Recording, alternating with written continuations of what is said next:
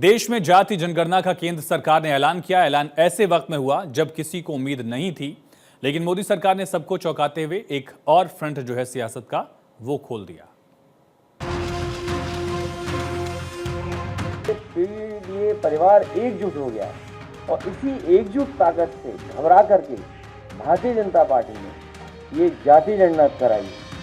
60 साल तक कांग्रेस की सरकार थी, तब उनको जातिवार जनगणना याद नहीं आई।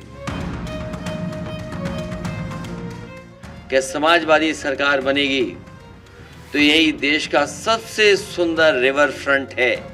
इसी पर महाराजा सुहेल देव जी की प्रतिमा लगवाने का काम हम समाजवादी लोग करेंगे। समाजवादी पार्टी 4 बार सत्ता में रही तो इनको महापुरुष याद नहीं आए, चाहे राजभर महाराजा सुहेल देव जी की बात हो।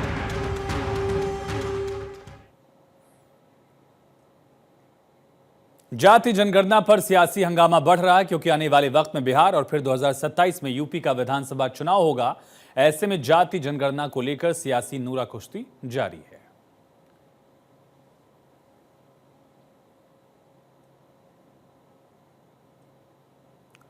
दरअसल ये सियासी जंग इसलिए दिख रही है क्योंकि अखिलेश यादव लगातार पीडीए के बहाने सामाजिक एकजुटता का संदेश दे रहे हैं।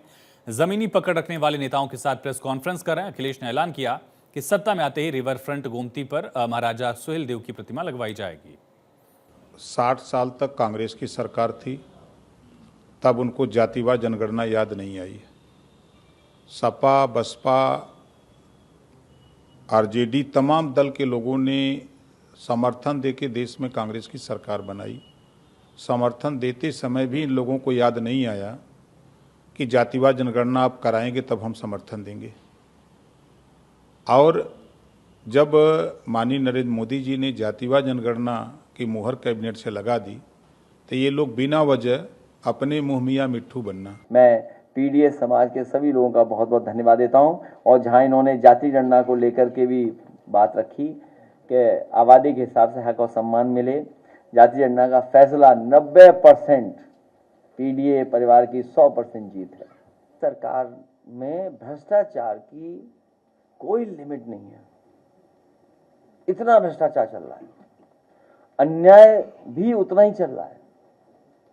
इसीलिए पीडीए परिवार एकजुट हो गया है और इसी एकजुट ताकत से घबरा करके भारतीय जनता पार्टी ने ये जाति जनगणना कराई है।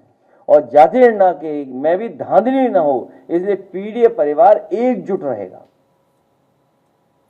अखिलेश यादव ने सुहेल देव राजभर की प्रतिमा लगाने का ऐलान किया है। गोमती रिवर फ्रंट पर ये प्रतिमा लगवाई जाएगी। जब उनकी सरकार बनेगी तब उन्होंने ये वादा किया है।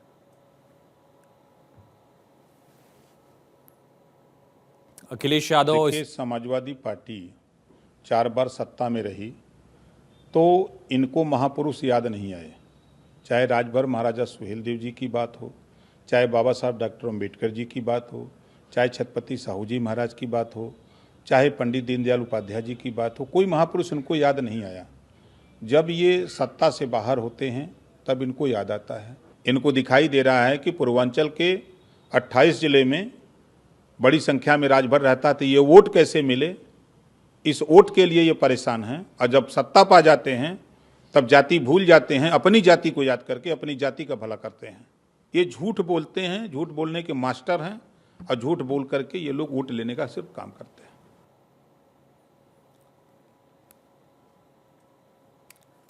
तो राजनीति गरमाई हुई है। जाति जनगणना का मुद्दा, जातियों से जुड़ी राजनीति का मुद्दा यूपी की पॉलिटिक्स में भी खूब गरमा रहा है।